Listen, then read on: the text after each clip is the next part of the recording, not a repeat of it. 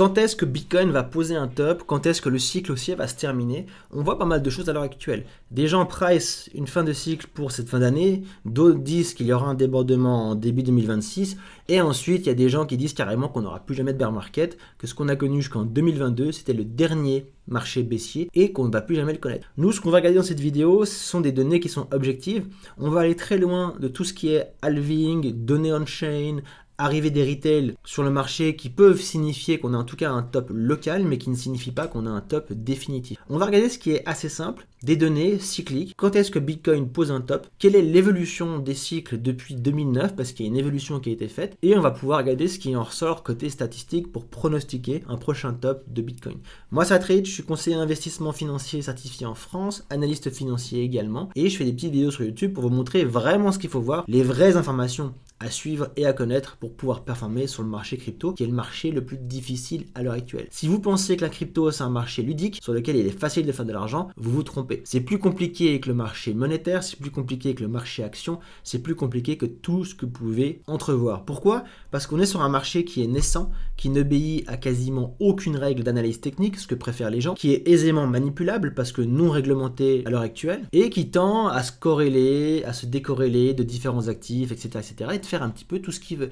On a également une volatilité qui est extrême, donc ceci ne correspond pas aux gens qui veulent faire de l'argent très vite, notamment en prenant des leviers et en prenant du risque sur ce marché-là. Donc dites-vous bien une chose, sur le marché le plus compliqué au monde, vous ne pouvez pas débarquer avec aucune notion, avec aucune compétence et espérer réussir. Ça ne se passe pas comme ça. Donc si vous voulez avoir des vraies infos, des vrais tuyaux, abonnez-vous à la chaîne, rejoignez le Discord, rentrez dans le groupe privé qui rentre en septembre. Je ferai plus de vidéos d'ici là pour vous expliquer tout ce qu'il y a dans le groupe, même si vous connaissez déjà. Alors on commence directement par Bitcoin et ce que je vous ai mis ici, ce sont les périodes de temps dans les différents cycles de Bitcoin, les périodes de temps durant lesquelles Bitcoin a été haussier. Ce qui est intéressant, c'est qu'on peut regarder dans le cycle de 2009 à 2011, on a eu une période haussière de Bitcoin de 18 mois. Vous pouvez le voir, on a 18 bars sur une échelle de temps en monthly, ce qui équivaut à 18 mois. Le cycle suivant, de 2011 à 2013, on a eu 25 mois de hausse. Donc on a fait plus 7 au niveau des mois. On a eu un allongement de la période de bull run de Bitcoin. Pourquoi? Je vous y répondrai juste après. Si on dézoome et qu'on regarde les prochains cycles, l'histoire se répète encore. Le cycle de 2015 à 2017, on a eu 28 mois de bull run sur Bitcoin. On a fait donc plus 3 par rapport au bull run précédent. Si on regarde ce qui s'est passé entre 2019 et 2021, on a eu 33 mois de hausse sur Bitcoin. On a fait plus 5 par rapport au cycle précédent. Et à l'heure actuelle, nous sommes sur du, alors pas du 38 bars parce que j'ai fait déjà une projection juste après. On est à l'heure actuelle sur du 31 bars, 31 mois. Donc le constat qu'on peut faire, on peut le voir ici, ce sont que les cycles s'allongent. On a fait plus 7 mois de bull run sur Bitcoin. Donc quand je dis les cycles s'allongent, ce sont les périodes de temps durant lesquelles Bitcoin est haussier à l'intérieur d'un cycle économique, en tout cas sur la crypto-monnaie. On a fait plus 7 du premier au deuxième, plus 3 du deuxième au troisième, plus 5 encore pour le suivant. Et ensuite, à l'heure actuelle, on est sur 31 bars. Donc le premier constat, ce sont que les périodes de temps durant lesquelles Bitcoin est haussier s'allongent dans le temps. C'est pas hyper régulier, hein. Tu peux le voir, on a fait plus 7, plus 3, plus 5. Donc pour l'instant, on est plutôt sur une moyenne d'environ 5 mois qui s'allonge. Pourquoi est-ce que ça s'allonge? Et ça, on va y venir juste après. Ce qui se pose comme question, c'est va-t-on connaître ici la même chose que sur les derniers mois, c'est-à-dire une augmentation de la période de temps durant laquelle Bitcoin est haussier? Si on reste dans une fenêtre de tir de 33 mois comme le cycle précédent, on aurait un top au niveau d'octobre 2025. Si on prend la borne basse de l'augmentation des mois, c'est-à-dire plus 3 mois, parce que c'est le minimum qu'on ait fait d'augmentation, ça nous amène à 36 mois au total. Et on arriverait en janvier 2026. Et ça, rappelons-le, c'est le pronostic établi à l'heure actuelle. Alors évidemment, il y a des gens qui sont bearish, il y a des gens qui sont bullish, des gens qui sont extrêmement bullish. Si on suit juste ce que dit en tout cas l'augmentation des cycles sur le bull run actuel, c'est exactement ce qui se dit, c'est une fin de bull run entre décembre et janvier 2026. Par contre, si on respecte la durée d'allongement moyenne des derniers cycles, qui est de 5 mois, on terminerait le bull run sur le 38e mois, qui nous mettrait à mars 2026. Et ça rejoint une théorie actuelle qui est que justement le cycle va déborder sur 2026, là où tout le monde attend une fin cette année en hiver, et qu'en fait en réalité on va terminer ça au premier trimestre 2026. Pourquoi la moyenne c'est 5 mois? Parce que d'ici à ici on a fait 5 mois dans la moyenne, entre ici et ici on a fait 3 mois, et ici on a fait 7 mois. On est bien sur une moyenne de 5 mois d'augmentation en moyenne sur tous les derniers cycles. Là-dessus, je vais vous le dire en mille, ce qui va coordonner un possible dépassement du cycle sur 2026, c'est le narratif de la création de liquidité. On sait, vous avez vu, il y a différentes choses qui peuvent vous aiguiller sur la création de liquidité. La première chose, c'est cet indicateur ici, qui est la Global M2, on est beaucoup à la montrer sur YouTube, c'est la création monétaire dans les 21 plus grandes banques centrales au monde, et donc la création de liquidité qui va dans le système.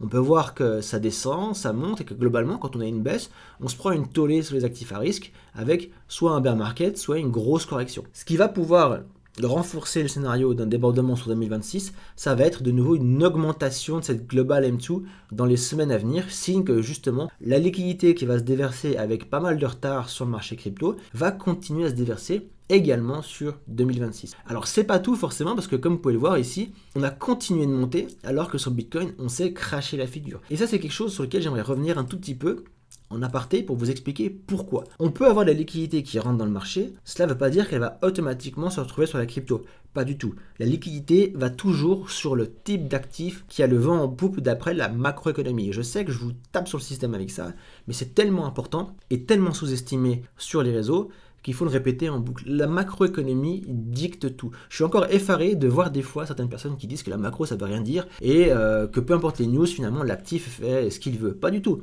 Ce qu'on savait ici, directement ici, c'est que l'inflation était démentielle en 2021. L'inflation était énorme et la Fed, et d'ailleurs toutes les banques centrales, disaient publiquement, parce qu'on le rappelle, hein, leurs meetings sont publics, on peut les suivre sur YouTube en live, donc il n'y a pas d'excuse de ne pas les suivre. Ils avaient clairement dit, l'inflation est énorme, on va monter les taux. On va monter les taux. Et toute personne qui connaît un minimum le macro sait que quand les taux montent, c'est pas bullish du tout pour les actifs à risque. Et donc vous pouvez avoir de la liquidité qui continue de se créer, les gens sortent du système. Et quand je dis les gens, ce sont les professionnels qui connaissent ces détails, qui connaissent ces mécanismes hyper importants. Et donc, on a un bear market qui commence. Pourquoi ? Parce que les gens vendent massivement. Les gros prennent des profits, vendent massivement. Les retail paniquent et vendent par-dessus. Il n'y a plus personne qui veut acheter. Et on a un bear market quand bien même des liquidités viennent sur le marché. Donc, même si on a une Global M2, il faut regarder justement quels sont les éléments qui pourraient nous indiquer qu'on aura quelque chose comme ça. Et à l'heure actuelle, ces éléments ne sont pas là. Le chômage, même s'il augmente très légèrement, n'est pas encore assez significatif pour pouvoir entraîner justement un bear market qui est voulu, initié par les banques centrales. Parce que c'est ce qu'on a eu là. C'est pas un bear market qui est sorti de nulle part ici, c'est un bear market qui a été souhaité, mis en place par les différents États pour lutter contre l'inflation et sauver les ménages. À l'heure actuelle, l'inflation est hyper stable, on va pas remettre les taux, hein. Elle est hyper stable, hyper basse, donc il n'y a rien qui légitime une montée des taux. Par contre, il y a des choses qui légitiment une baisse des taux. La création d'emplois commence à ralentir, le chômage augmente légèrement, et on a le marché qui price une première baisse des taux en septembre prochain, pas de souci. Je vous ai fait une vidéo également pour vous expliquer pourquoi les banques étaient à court de liquidité à l'heure actuelle, et que la Fed était échec et mat, donc va voir sur la chaîne, tu peux la regarder, c'est la raison numéro 1 qui va expliquer une baisse des taux en septembre. Donc ce qui se passe à l'heure actuelle, c'est que ce narratif baissier qui était là ne prendra pas place ici, parce que c'est tout l'inverse qu'on a, on va avoir une baisse des taux continue.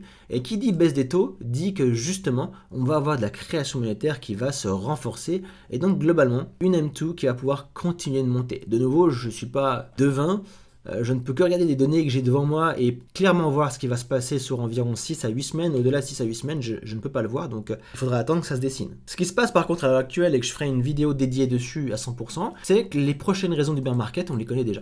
Ce sera un bear market de la dette et je vais vous montrer un petit peu à quoi ça ressemble juste après. Comment est-ce qu'on le sait ? On le sait parce que les taux de défaut sur les crédits, c'est-à-dire les crédits impayés à l'heure actuelle, en termes de pourcentage de la masse totale des prêts en circulation, excède ce qu'il y avait en 2007. Donc on commence gentiment à avoir le même narratif baissier qu'en 2007 et qu'en 2000, c'est-à-dire des marchés qui sont très haussiers, des banques centrales qui poussent les marchés en réduisant les taux d'intérêt, une Fed qui va faire la même chose, une inflation qui est assez basse, mais en même temps, des gens qui sont pris à la gorge. C'est-à-dire, ils ont moins d'épargne, ils dépensent moins, et ils commencent à ne plus payer leur crédit. Et vous savez ce que ça va donner s'ils ne payent plus sur leur crédit.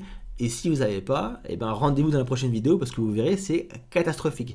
Et là-dessus, le gros problème, c'est qu'aucune banque va faire une conférence de presse comme Jérôme Powell pour annoncer qu'elle tombe en faillite. Et donc, le coup d'envoi du prochain bear market, ce sera un coup d'envoi totalement aléatoire, ce qu'on appelle un événement Black Swan. En gros, ça va être la première banque qui va se casser la gueule. Ni plus ni moins. Mais ça, on verra plus tard. dans une autre vidéo. Donc on regarde au niveau cycliste ce qui se passe, tout s'allonge. Et ce qui est très intéressant, c'est que je vais te montrer quelque chose ici, hop. Ceci est le livre que je suis en train d'écrire sur la crypto-monnaie, et ça c'est un passage par rapport au cycle.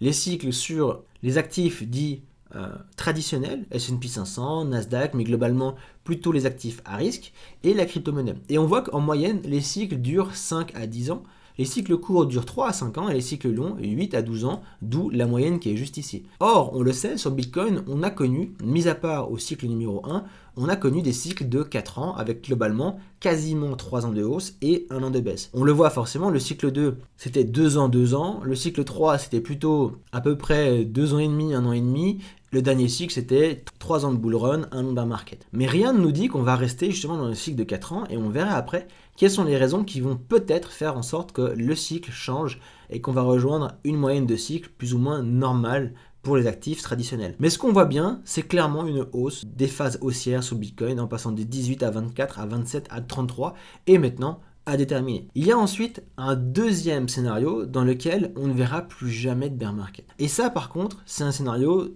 il faut vraiment tirer la sonnette d'alarme si vous l'entendez. On peut entendre à l'heure actuelle qu'on a un Bitcoin qui va finir sa hausse cette fin d'année, parce que cycliquement, c'est ce qu'il a toujours fait. Donc on a des données qui viennent nous dire, ok, c'est possible. On voit également que d'après l'évolution statistique du Bitcoin et les politiques monétaires de la Fed et des banques centrales les plus grandes au monde, qu'on va avoir un narratif dans lequel il y aura encore beaucoup de liquidités qui va se créer, avec potentiellement un débordement du cycle au premier trimestre. En plus, ce serait génial. Pourquoi ? Parce que ça prendrait tout le monde de court. On aurait vraiment quelque chose qui se répéterait comme ici, c'est-à-dire des gens qui sont hyper bullish en pensant que cette fin d'année, ça va se terminer, vendent tout en décembre, voient que le premier trimestre, on continue de monter, viennent FOMO et se font encore avoir comme ils se font toujours avoir. Donc on pourrait même avoir un narratif psychologique qui se met en place, et ce serait super intéressant à observer. Par contre, si vous tombez sur des gens, et je commence à voir surtout ça sur les chaînes anglophones qui ont des millions d'abonnés, on commence à avoir des gens qui disent que ça, on ne connaîtra plus jamais. Que ça, on ne connaîtra plus jamais, que des cycles baissiers vont devenir impossibles sur la crypto-monnaie, qu'on ne verra plus jamais de baisse.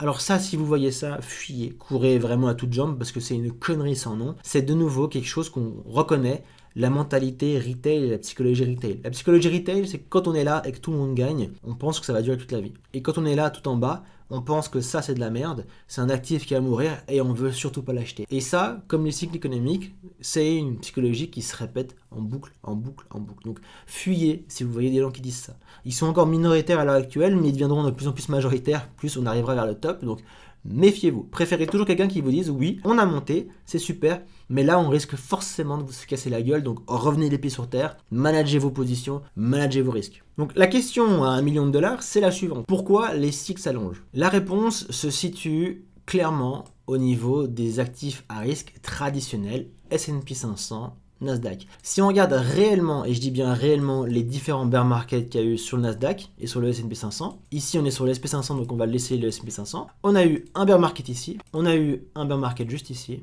et on en a eu un qui était juste ici. Donc vous allez me dire, où est-ce que vous voyez des cycles de 4 ans comme sur la crypto ? On a eu ici, depuis le bottom 2002, à 2007, on a eu 5 ans de hausse. 5 ans de hausse, plus 2 ans de baisse, on a eu un cycle ici de 7 années. Depuis 2009, on n'a pas connu de cycle baissier jusqu'en 2021-2022. Donc on a eu, depuis le bottom ici, 2009 à 2022, on a eu 13 ans de cycle, avec 12 ans de hausse, 1 an de baisse. Ceci, mesdames et messieurs, n'est pas un bear market, c'est une petite récession, panique à cause de Covid. Et vous allez me dire si ici pour vous c'est un marché baissier, ici, qui a duré 3 mois, non ce n'est pas un. Ici non plus, ici non plus.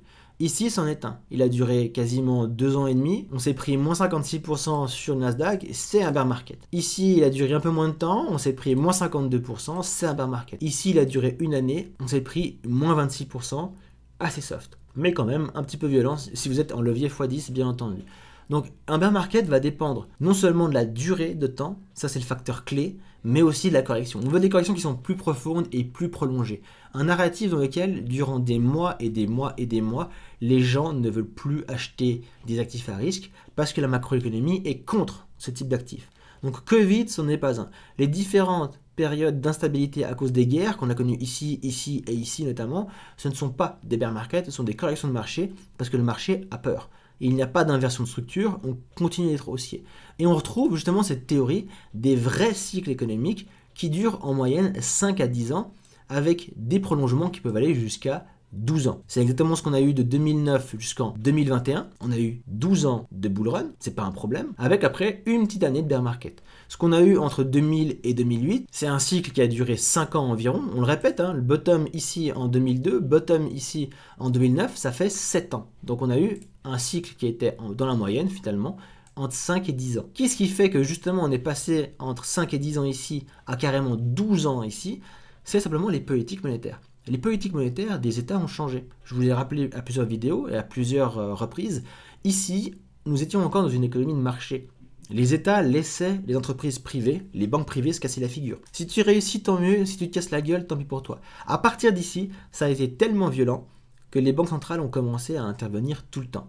Dès qu'une banque est sur le point de se casser la figure, en tout cas si c'est une grosse banque, il n'y a pas de souci, on fait marcher la planche à billets, on vous sauve encore et encore et encore. Et donc c'est pour ça que vous avez de moins en moins, en tout cas depuis 2009, vous avez de moins en moins de bear market parce qu'à chaque fois qu'il y a une situation un peu tendue, Covid, guerre, 2022, ici même 2023 où il y a quelques banques qui ont fait faillite, eh bien les banques centrales viennent, renflouent tout le monde et donc il n'y a pas de narratif baissier qui peuvent s'installer durablement comme ici dans les années 2000 ou les années 2008-2009. Comme vous le savez également, je vous le dis toujours, le marché s'institutionnalise sur les cryptos.